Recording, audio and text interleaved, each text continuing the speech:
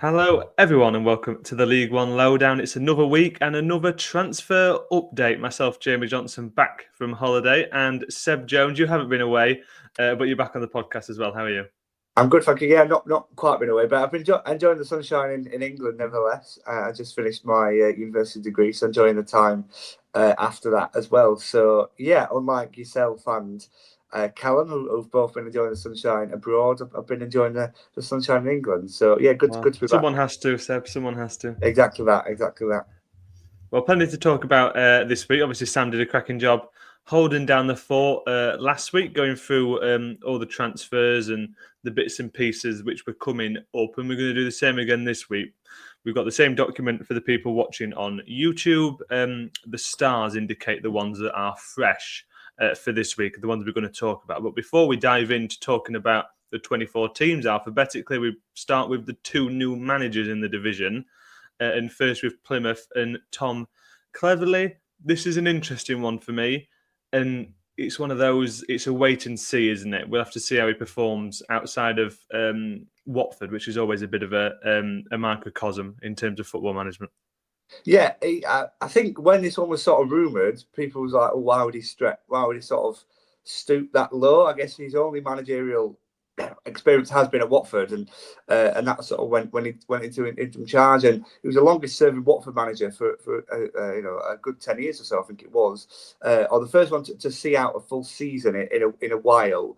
That is for sure. And then he got sacked sort of not long after the season finished. So that sack in itself was a bit of a surprise, but then for him to go so soon into a different job in a lower division, I think is a bit of a surprise as well. I wanted to work out because I think he's a good manager and an up and coming, and we saw actually he brought some relative success at Watford. You know, they were pushing for the playoffs at one point, and sort of in the end, the form after Christmas just wasn't quite good enough, so they dipped off. But so he started the season really well.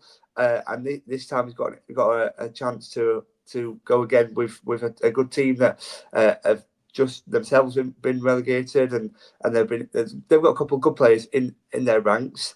And yeah, it's a bit hard one to judge. I think this one because it could go either way. It could be really good success. We've seen Plymouth already lose a couple of the big players, and so before perhaps they were relying on those players that have now gone, whereas they don't have that anymore to lean back on. So it will be interesting whether Cleverley might bring in a couple of players he's worked with at Watford before, and in the academy side as well. He used to be sort of one of the academy managers at Watford. We're not really sure, but yeah, I think it is a good appointment. It's sort of back to your young British enthusiastic manager that Plymouth have been for before. When we think of Schumacher, when we think of Lowe, similar sort of profile of manager, and yeah, I think it could work. And it will be interesting to see how it gets on. Yeah, it's an interesting one, isn't it? I think it could prove to be a shrewd appointment. They maybe don't have the best pickings of them coming down the division, and they're sort of caught a bit cold by the manager moving on to Schalke. Didn't seem going off all sort of the announcements that the club were making that they were expecting to have to get a new manager in this summer. So to get a manager like Tom Cleverley in isn't a bad piece of business at all. The other news is obviously at Cardiff. Brian Barry Murphy is the manager in there. I've got a few bits from Rochdale fans. I know a few Rochdale fans, and I've got a few bits from them. It's one of his former clubs, but he's another one who is in the mould of the Manchester City Academy and that sort of genre, if you like, of coaches who have that certain playing style. I guess before I give my bits and pieces I've gathered about his time at Rochdale, it is an interesting appointment going for someone without experience, but who plays a very certain style of football. Yeah, and has got experience sort of as being a coach at some good clubs. You mentioned, when he was in charge at Rochdale. He's also been coach at Man City, as I said, and then also Leicester as well, and more recently with Van Nistelrooy. So he has got sort of experience of working in big clubs. It's a bit of an interesting one, that the fact that he's gone for this job, having left Leicester. But I think at 46, it's a chance for him to prove himself at a big club that are entering League One for the first time in a while, and that'll be interesting to see how they do. We saw when Birmingham got relegated, they brought in Chris Davis, a former coach as well, and the different ideas and enthusiasm he brought. I guess Cardiff are hoping for the same. There's not been too much to talk about in terms of Cardiff over the summer, other than this, really. We've seen a few players depart, and then now the manager coming in, and it just means that I guess things can be put back on the path, and they can get prepared ahead of the new season. So it is interesting. You're right in terms of it's come from that Man City fold, and yeah, it plays a certain style of football, and helping to develop sort of academy players. I think I read earlier that he was part of helping develop Cole Palmer, obviously now at Chelsea. So he's worked with some big players, and yeah, I think it could go either way. It's always tricky when people have not necessarily had that much managerial experience, and it's more just been the coaching side. But yeah, it'd be interesting, I think. Yeah, I mean, the couple of bits I've got from friends who are supporters of Rochdale was that you get the idea in terms of that he's that style of play fits Manchester City. That's where he went off the back of his stint at Rochdale, but he's been described as a dreadful manager. This is obviously one fan's opinion, but it seems the consensus that it's a bit more than sour grapes is how I would describe it in terms of how Rochdale, I beg your pardon, fans think about him. And they got relegated during his stint there, and by the seams of things, they were not a relegation candidate. They were a mid-table side that got dragged down into it off the back of that style of football perhaps not working, and some off-the-field sort of issues in terms of the ownership and partnerships there and connection that it created a really messy atmosphere. And that's obviously still lingering because he left there 4 years ago, and that's still that resentment is there for him. So it's an interesting thing to see which side is true, if you like. Is it going to be like his Rochdale stint where he got them relegated, didn't do very well, left on a sour note, or is it going to be like his jobs in the academies and in the coaching side of things, where he's obviously impressing to get up to these big teams? So it's that conundrum that they've took a chance on Cardiff, and it's going to be interesting to see how it does go. So that is one to keep an eye on, and it could be a very difficult season for them, no matter who the manager is, just in terms of coming down into the division. And there's plenty of quality, obviously, in League One. And we're speaking about quality. Well, there's some quality signings. How about that, Seb? As we move through the teams, there are a few where we don't have anything to talk about. Wimbledon, AFC Wimbledon is one of them. No one in as of yet. They do have one out, which is James Tilley going to Wickham, and we'll discuss that when we get to Wickham in terms of the ins. Barnsley exactly the same. No ins for them as of yet. Anything in the pipeline, Seb? Do we know? Potentially, there was something doing the rounds on Barnsley Chronicle over the last week. The fact that they were close to signing a free agent, whether that was Powdy O'Connor, who has since gone elsewhere. We'll get onto that a bit later on. But he was rumoured to be Barnsley were interested in him. But yeah, it seems to be more Barnsley going down the free agent line, which I think is a bit interesting. That potentially shows that there might be that many funds available, but nothing immediately, I don't think, from a Reds point of view. As for Blackpool, for people watching along on YouTube, the stars on the players' names indicate that they are new players to talk about from last week. Ikekwe and Horsfall, Sam did speak about them last week. Two really good signings in terms of the defensive side of things, and they've got that big physicality, which will be great for set pieces as well. Over the past week, though, Oliver Norburn has found a new club. He's gone to Notts County, which was reported by the Football League World, I believe. That's a good move for Notts County. They're without a manager still at the minute, but Oliver Norwood coming in there. He was out of contract leaving Blackpool one way or the other. A bit more to go on for Bolton, though. So obviously Sam Dolby was already in. Simons coming in from Hull, undisclosed fee.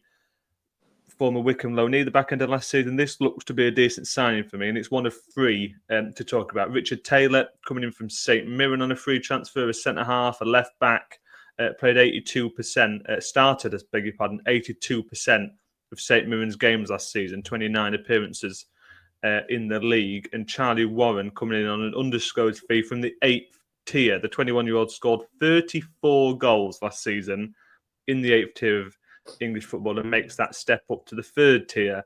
A very Peterborough signing, that one, but Bolton making it here. Anything for those 3 transfers, and in the opposite direction, Griffin Jones going to big spenders, MK Dons.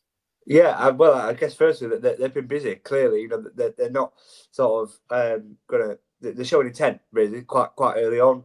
Xavi Simons, I think, from Hull, I think he's quite a good signing, 4-year deal. Been at Hull for a couple of years, sort of 38 appearances at Hull, so not played that much of time. He spent a couple of periods out on loan as well at Fleetwood and Wickham as well in League One. So he's used to playing in this division, Simon. So I think that'll be a good signing. Charlie Warren is an interesting one as well in terms of coming in from Felixstowe from the 8th tier. I can't imagine he'll be one to start games and be involved in the first team immediately. Probably going to the academy fold and be involved in that for a couple of years, maybe a loan out or so. But yeah, Taylor, I think it sounds a bit of a shrewd business. I think in from St Mirren, 24 years age, good age, and yeah, I think certainly sort of strengthened where they needed to strengthen. Probably could do with a couple more attacking options, though. Bolton Wanderers, they seem to have sort of strengthened anywhere but that. So yeah, a couple more attacking options, and I think they'll be fine. But yeah, in terms of the options that they've got in, I think they are all respective, all good solid options to have in Schumacher's side. And it looks like the other side, you say they need more attacking option. It looks like Collins is moving on. He's another one of these players that have been linked with MK Dons, and it is a real basket of players now who are getting linked to MK Dons. Obviously in League Two, Paul Warren, the manager, they're making a real go at promotion very clearly. So he's another one that could be leaving Bolton. I think it was an interesting point Sam made last week that Dolby coming in from Wrexham fills that role. So it could suggest that they have that replacement in stock already. And the other bit of rumour, looks like it's coming through, is Teddy Sharman-Lowe, of course on loan at Doncaster last season, played every game of the league campaign as Doncaster won League Two, and he, coming from Chelsea, looks like he's going to move up to League One and to Bolton. Obviously, Baxter moving to Watford, they needed a new keeper, and Sharman-Lowe is, I spoke to Sam yesterday and I described him as he's the best goalkeeper I've seen at Doncaster. His distribution is the real key. Obviously, you get all goalkeepers can save shots. That's their basic level of their job. But his distribution is what sets him apart. And that's the reason for me that he is so highly thought of, obviously at Chelsea, and he's in the under-21, the England under-21s set up. So perhaps we're waiting for him to come back because he's out in Slovenia with the under-21s at the Euros. So that move looks like it will be coming. And a very good piece of business when it does, or if it does happen. As for Bradford, nothing new for them, the promoted side. Quite a bit of business, and Richie Smallwood has taken up a lot of the conversation moving on from the club. And Graham Alexander described him as, to paraphrase, one of the hardest decisions he's made as a manager, him leaving the club after. Yeah, he'd be a big miss. He's been the captain for the past couple of years. That experience head in midfield, and it's one of those. I almost feel a bit of a shame for Smallwood, really, having helped on and off the pitch to get Bradford promoted, to then not play part in that new division doesn't quite sit right with me, really. And I think rightfully so has raised a few eyebrows. But in terms of their incomings as well, Bradford, I think some real solid options. Max Power, I guess, replaces Smallwood as that experienced head in the midfield. You got Curtis Tilt as well, good centre half, who's been about for a few years at Salford as well. I see your face, but I think it's I'm not a massive Curtis Tilt fan. Solid option, and then bringing in Nerful as well from Wimbledon. I think Wimbledon fans were really gutted to lose him. So I think all three, respectively, bless me, good signings. I think. You didn't quite get to the mute in time. The other one you didn't mention there is Joe Wright from Kilmarnock, former Doncaster. He was very good for us. Had a really bad injury. And has sort of rebuilt himself up at Kilmarnock in Scotland. So that's a good sign, and he's a really good player. and a really good centre half. Curtis Till, pardon, not for me. He's got a mistake in him, is how I would describe him. As Seb continues to sneeze, now with his microphone muted. Burton, there's nothing really new for them. It's a bit slow going so far. Obviously, Gary Bowyer's got a new contract, so perhaps things will hot up as the summer goes on. And I think we must remember, and perhaps we're part of the problem, doing transfer updates so early on in the summer, that it is only June. We're not into July yet. Yeah. There's plenty of time left to go in the summer, and Cardiff will be very happy to hear that, because they have no ins as of yet. Obviously, the new manager, though, so perhaps stuff will start moving, and he's got connections. Leicester, Manchester City, so low knees could be the port of call. That's what you immediately look at, isn't it? These managers who have got connections at the big clubs, perhaps they will be bringing players down with them. And then Doncaster, there are bits to talk about here. 3 signings since the last update. Most recently, the goalkeeper, Timothy Latula from Hull, played 1 game in the entirety of last season, which he did as an emergency loan at Crawley. But the season before, he spent the second half on loan at Doncaster, became a very, very quick fan favourite. Really good goalkeeper. His distribution's quite good as well. His shot stopping is spectacular. He's one of those who will just spring and make a save you don't expect him to. And he's an underrated goalkeeper for me, which is obviously great for Doncaster, in that they're getting a goalkeeper who is, for my money, a really good League One goalkeeper, and they're getting him in as they come up into the division. So that is a good sign and a fan favourite, as I mentioned. There is not a bad word to be said about him across the fan base. Matty Pearson, another one for me. That's a really good signing. Huddersfield, obviously centre-half, experienced. Obviously doesn't have the pace, but he's a perfect sort of replacement for Tom Anderson for me. Obviously that bit more experienced head, the older head in the centre of defence, who can play alongside Jay McGrath, who is the really young, pacey centre-half. And the other one, Brandon Hanlon from Wickham, a free transfer. They're doing business well. He's the one that you don't know how it's going to go. I think it's obvious to see how it'll go with Pearson and Latula. Hanlon, perhaps, it's a bit more of a gamble, but he's got a good track record over recent seasons. Grant McCann bringing in these players and then elevating them to a new level. So we'll see how that one goes. And you can't complain in terms of doing business for free, getting free agents in and doing smart business. And perhaps if Hanlon hadn't had that bad injury, that he wouldn't be available to a team like Doncaster at this stage. So I think overall, it's 3 good signings to add to Middleton and Gotts from earlier in the window. Yeah, certainly reasons to be excited for. Hanlon at Wickham, but I think the last sort of was that Stevenage on loan towards the latter end of the season, and I think he will be interesting, because I think he sort of a bit of a bit part for Wickham when he was there. So it'd be nice for him to maybe play a bit more of a starting role. And I think that the signing about Pearson as well is incredible, really. So when you saw that sign come through, you sort of almost shocked the fact that he has gone to a club, no disrespect, like Doncaster. Really, the fact he was playing with Luton in the Championship. I was the same, yeah. In the Championship just a few years ago, he played for Barnes in the Championship a few years ago. I guess when he went to Huddersfield, he joined them when they were in the Championship, and obviously recently has been playing in League One with Huddersfield. So he's a solid player. The fact that Pearson and Hanlon are both on 2-year deals as well, I think is really good business. And yeah, I think both sort of players that have played in League One before, and it's exactly what a club like Doncaster need. You need that experience. You need players that have played in this league for a side that have just come up, and they've got exactly that. And yeah, to get Latula back, I think that's a good bit of deal as well. And the next one to come is a Premier League centre half. This is the one that has been rumbling along. And then the Doncaster Free Press report, and Ricky Charlesworth, the reporter there, saying that it's more likely to be a permanent than it is a loan, which is interesting. So that really narrows down the potential when you sort of look around. So we'll have to wait and see on that. But yeah, the centre half is next up with the Doncaster Free Press understanding it's a permanent rather than a loan. So that is the one to keep an eye on, perhaps next week. Though, as we said a minute ago, there's plenty of time left in this window. Exeter City, nothing new for them this past week. And the same for Huddersfield, that they have been very busy overall. And I did want to give a mention to Sean Rowan. Obviously, I wasn't here last week. Moving on from Lincoln get that kick back in terms of the compensation fee with him being under 24 when he came through the academy, the scholarships. and that side of things. He's a superb player, and I'm surprised he's remained in League One, and that is something I will repeat when we get to one of the signings Reading have made. I'm really surprised he has stayed in League One because he is absolutely incredible. Played every minute of the league and FA Cup campaign this season just gone. He was in my team of the season. He was in, I think, your team of the season as well, Seb. And there's reason for that. He's energetic and play left wing back, left back, centre half.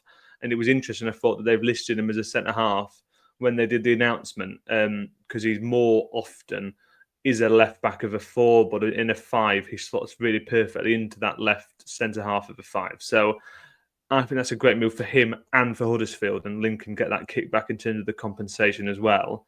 So a good move all round there. Leyton Orient, nothing new for them. They've rejected an offer for Ethan Galbraith. I think Sky were the ones reporting that.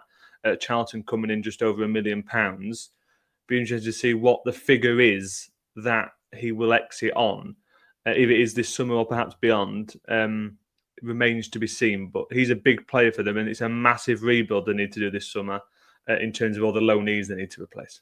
Yeah, lots of outgoings for later on. Yet to really see any players come in, if at all. So yeah, and such a reliance on the loan market last year, and yeah, I don't know. I'm not worried for them at the minute, but I think as time just tick on, you do think, well, okay, they really need to be making some signings, bringing in some players in, and yeah, we've not seen one through the door as of yet. So yeah, I'm sure it will be sooner rather than later. I think they're one of 5 clubs in the league to not have brought any players in.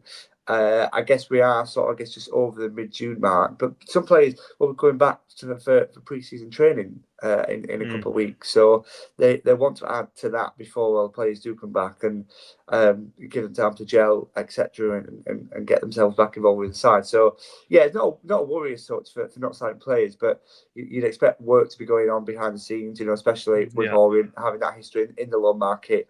Wouldn't be surprised if we saw a couple of Spurs players come in like we have seen.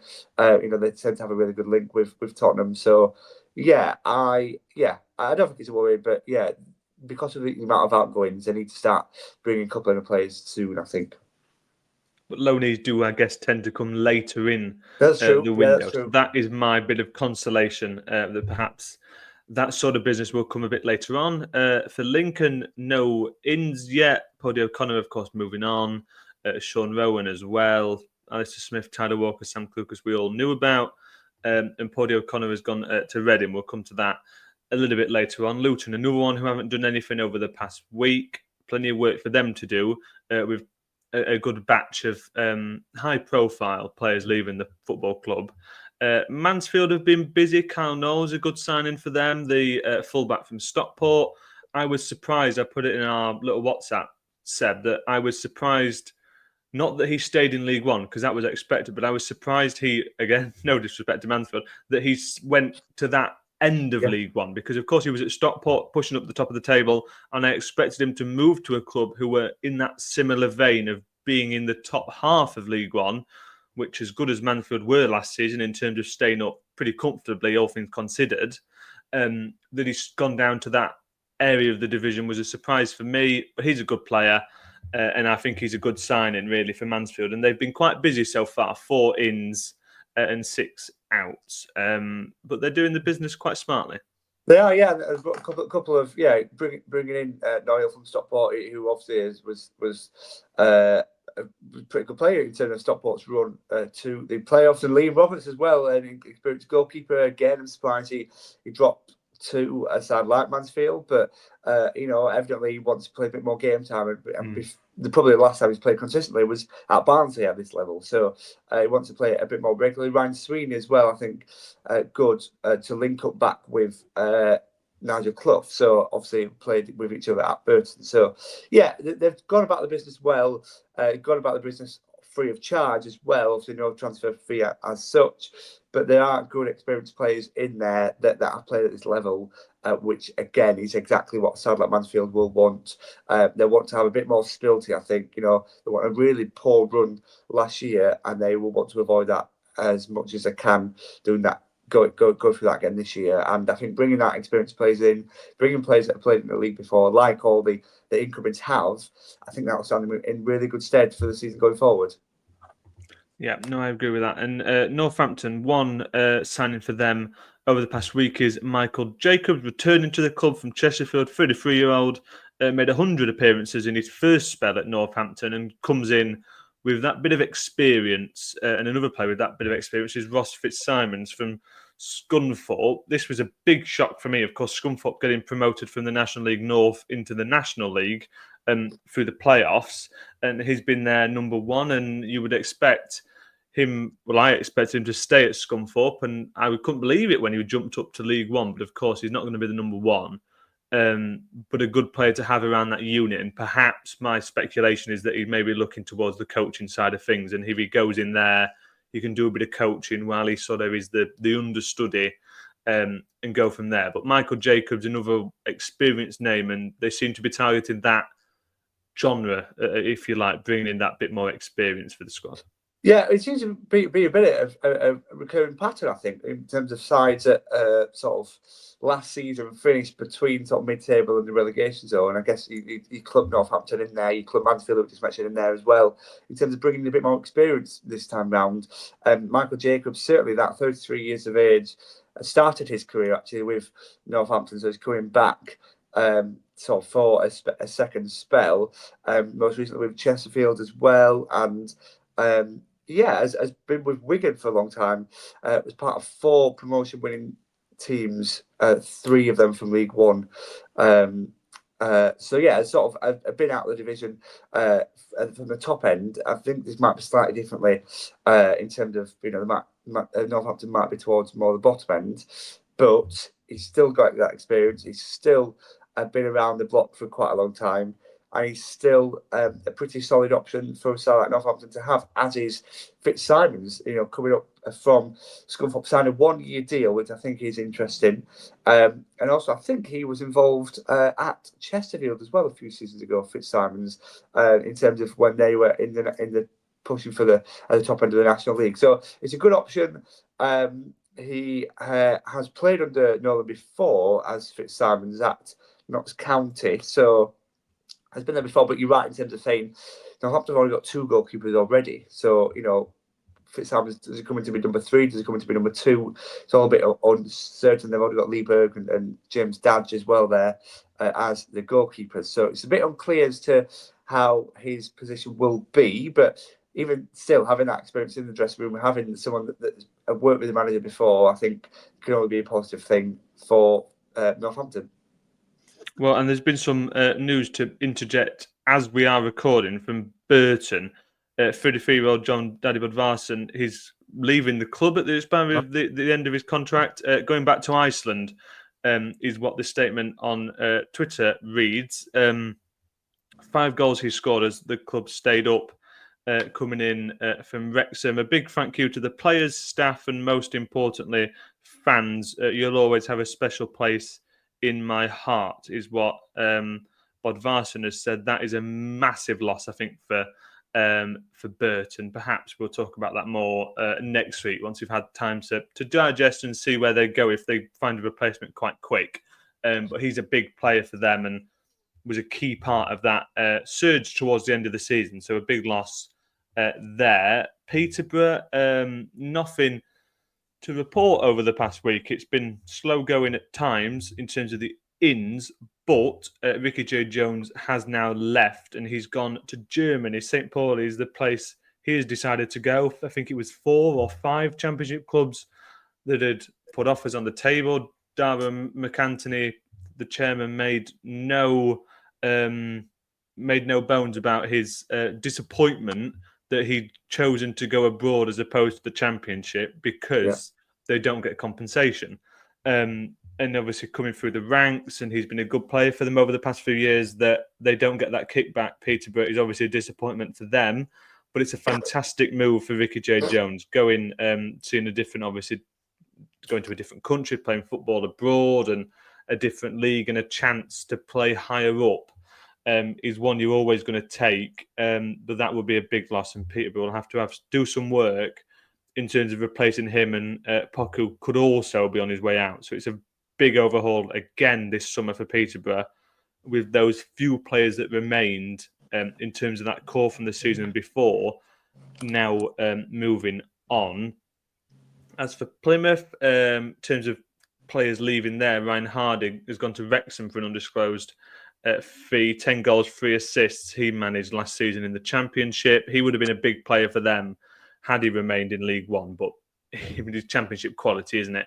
So no surprise that he does remain in the Championship, moving to Wrexham. Port Vale, a little bit of business for them in terms of an incoming from Walsall. Liam Gordon on a free, played 47 of their 48 league games because they got into the playoffs as well. 49, I beg your pardon, into the playoffs. And a left back from Guyana, good player, was part of that Walsall team that did really well at the start of the season. Obviously, fell off at the end.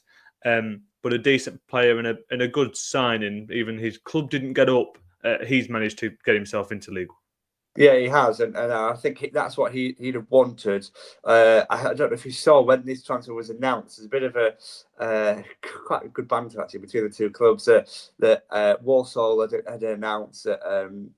That Gordon was leaving, and they said, "Oh, a League One has joined a League One club." So then Port Vale changed their name on Twitter, or X, if you like, to just be a League One club, which I thought was quite funny. Obviously, Port Vale promoted over the summer, so yeah, Gordon for so long, I guess Walsall looked like they were going to get the promotion, and ultimately just fell at that last hurdle. And Gordon obviously believes he can play at a high level.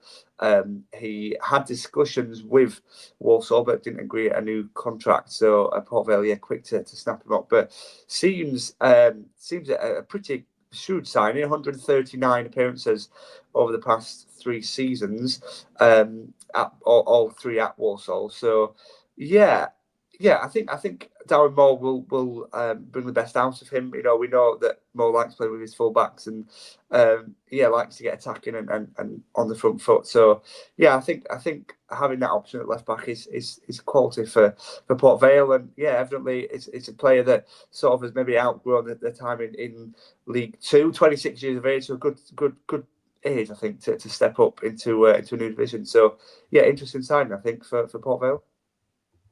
Definitely that. And Reading, this for me is the big news of the week. Paddy O'Connor moving from Lincoln to Reading, joining up with Noel Hunt, who is the brother of Paddy O'Connor's agent, Stephen Hunt. So that perhaps was a part of it. I mean, you don't know in terms of how much that played a part, because there were no end of clubs in for Paddy O'Connor. Reading is where he ends up, and I think it's a 4-year contract he has signed. And I mean, he's a superb player, fantastic centre half, great leader off the pitch and on it as well. So he's got the whole package. And obviously, Reading pushing towards the playoff last season. You expect them to be up there again. New owners as well. It's a completely new feel at the football club. Andy Preston, who we had on the podcast a couple of times towards the end of the season, is absolutely delighted with this one. So it's chalk and cheese from where they were back end of last season in terms of the off-the-field matters. And a very good signing. There were no end of clubs trying to sign Paddy O'Connor, but he goes to Reading. Yeah, I think Reading, this is probably a sign of intent, I think, really, in terms of Reading push. You mentioned sort of pushing for the playoffs last year. I think the sign for them to go one step further, to perhaps consolidate their player position, maybe even push for automatics, maybe, who knows. But yeah, you mentioned the sort of the amount of clubs in for O'Connor was pretty high, and signing a 4-year deal at the age of 27, so that he's going to be there, you'd imagine, until he was 31 years of age. It's the first player incoming since the new ownership, so that is sort of positive sign.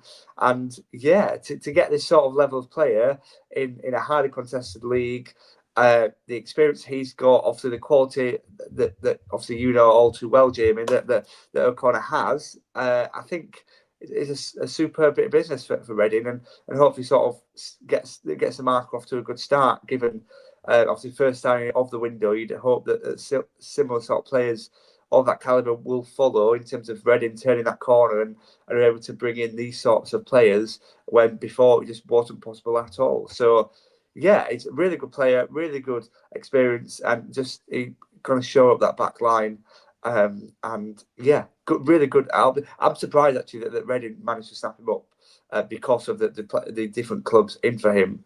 Maybe I'm talking with some slight bias here, and suppose that Barnsley were rumoured in for him and just didn't get him, and obviously lost out to Reading. But generally, I'm surprised Reading went for him. But I think it's a good match. I think, as I mentioned, Reading turned the corner. O'Connor obviously out of contract and leaving Lincoln, I beg your pardon. And yeah, I think it could be a real match made in heaven.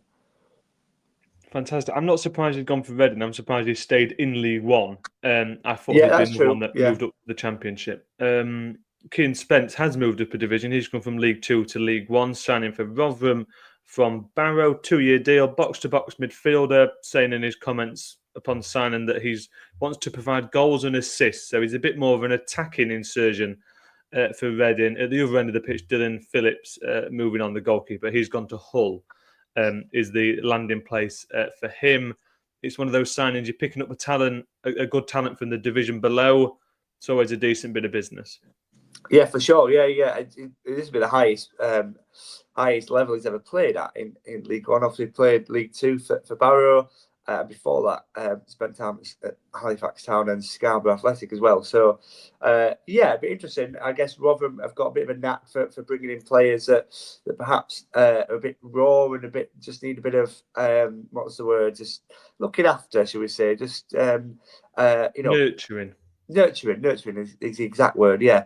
And I think he's a prime example of that, 24 years of age. But as I mentioned, it's going to be the highest level he's played, and Matt Hamshaw's first signing. So, I think he could be a good fit. Having that attacking output, having the strike from distance, I think was what was quoted in terms of being that versatile midfielder with a good strike from distance. So having those long range shots available as well, always good to have that within your ranks as well. So I think this could be a bit of a good business for Rotherham. A bit of a risk, I guess, at the same time in terms of he's never played at the League One level. But I'm sure, as I mentioned, Rotherham have nurtured their fair share of players. So I think this one will be no different. Stevenage, there is no new business for them over the past week, and the same for Stockport. On the pitch, the news for them off field is that Dave Chandler has signed a new contract, which is good news for them because there is obviously no end of managerial jobs coming up in the Championship and in League One, and he's been tied down now to a new contract at Stockport after a very successful season, getting to the playoff semi-final. So good business there. For Wigan, no new business for them either. Of course, first full season under Ryan Lowe next coming up, so perhaps a bit of business will come, and that's more about really the keeping of their big players and perhaps adding a couple of attacking options. And that leaves us to finally Wycombe, and there are a bit of business there. James Tilley coming in on a free transfer from AFC Wimbledon that we mentioned right at the very start. 13 goal involvements in League Two last season. He was second. I feel like Sam's saying this. He was second in expected assists in the entire division. I'm not sure who was first. Perhaps it was Luke Molyneux. He got no end of goals and assists last season in League Two. But a decent bit of signing, and similar to what we were saying about Rotherham's signing of Spence from Barrow. If you're dipping into the division below, you want to get those players who are at the upper echelon. And in some of the attacking stats, Tilly comes out in that band. So a decent bit of business, and Wycombe steadily starting to build after letting go of a few of the fringe players of quite a bulky squad. Yeah. Playing at Wimbledon, helping them get promoted by the playoffs. But obviously not having his thing renewed. But just having that bit of a forward option at the top end of the pitch, I think is good avenue for Wycombe to explore, and the first signing of the summer. I think actually, not to question our graphics here, but I think Wycombe have made a couple of new signings as well in the past few days. So brought in Dan Casey from Motherwell, centre half. I'm sure we'll talk a bit more about this in the next week or so, but just sort of for those that might be thinking, where's this player? Well, this has obviously only happened in the last couple of days. So brought in Dan Casey from Motherwell, 27-year-old centre half, which I think will short the back line quite nicely. And they've also brought in a midfielder from St Mirren in Scotland. Caelan Boyce Muntz, who I'm sure we'll speak about a bit more in detail, but he has played in the Europa Conference League for St Mirren this season. So yeah, not only have we got Tilly, which if you're watching on YouTube you can see on our graphic, but a couple of other players, which I'm sure we will speak about in a bit more detail. But yeah, in terms of Tilly himself, having played sort of at the top end of League Two, it's a natural progression, I think, to step up to League One, and it seems sort of that typical Wickham signing, I think, similar to one of them, a bit raw, a bit not made that step up yet into League One, but Wickham are used to sort of bringing in players, developing them, and getting the best out of players that you would think they would get the best out of. So yeah, I'm interested to see how things will go in terms of James Tilley and Wickham Wanderers. Fantastic. Well, that brings us to the end of the episode. Of course, there'll be another one next week, catching up all of the news from the in-between days, of 7 days or whatever it will be, by the time the next episode comes out. Thank you for joining us. And if we did miss any, those obviously it's a very difficult task here because everything, and make sure you don't miss anything at all. If we have missed anything from your club, put it in the comments and we'll be sure to tag it along next week, or make sure at the very least that we do cover it next week. So again, yeah, put that in the comments. And if any thoughts on the transfer we have talked about, stick them in the comments as well if you're on podcast platforms or on YouTube. Remember to subscribe on YouTube, follow along on Spotify, Apple Podcasts, whatever it may be. And a configuration of the four of us, I think it is Sam and Callum, back from his holiday, Callum and Sam, who will be with you next week on the transfer update. So thank you for joining us, and we'll see you again next week on the League One Lowdown.